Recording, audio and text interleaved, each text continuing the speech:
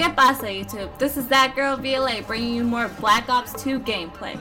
I spent the day at my cousin's house and I'm playing on her profile, Scarlet Foxy, so hit her up. So we're coming closer and closer to the release of the next-gen consoles. We've gotten a chance to see both first quarter reveals from Sony and Microsoft. As of now, I'm not 100% sure which console I'll go for on day one, but I'm going to go into which one I feel superior as of now. Both consoles have nearly identical specs as far as storage and power is concerned, but based upon what's revealed so far, I'm going to base my argument around the benefits I personally find useful for each system. So far, the PS4 has Gaikai, which if I'm correct will allow easier streaming, downloading, and overall a faster gaming experience. I like the idea of being able to invite you guys to a gaming lobby with me while I'm streaming our gameplay so much easier. The share button seems fairly useful for me as well as anyone that might want to post gameplay footage to Facebook on the fly. I love the always on feature that should allow me to resume my gameplay by putting the system in a soft sleep mode. My personal favorite feature they spoke about was the ability to take control of a friend's game and help them through a difficult portion. Being a person that loves to share tips, this would prove most valuable. I don't care about all the integrations with the tablets, Vita, and iPhone the system will have. I don't care much for the backwards compatibility either, as I personally refuse to buy a game I already own twice, just to experience the same thing on a different platform. The controller seems improved, especially its thumbsticks, and the new design is a breath of fresh air since the look of the PlayStation controller hasn't changed since the PS1. Now onto the Xbox One.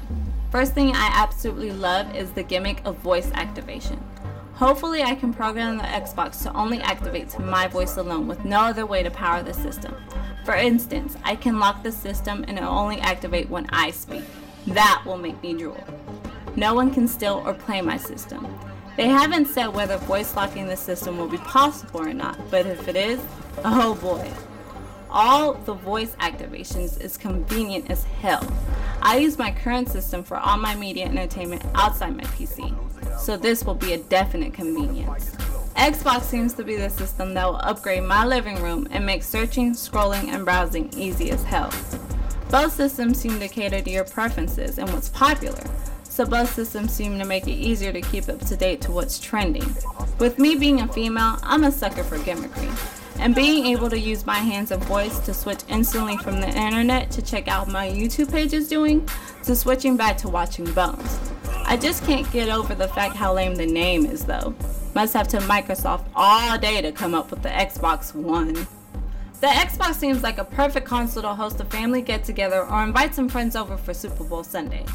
I'm very curious on the 15 exclusives they were mentioning, but so far the Xbox didn't win me over, seeing as it didn't show me anything spectacular as far as gaming is concerned.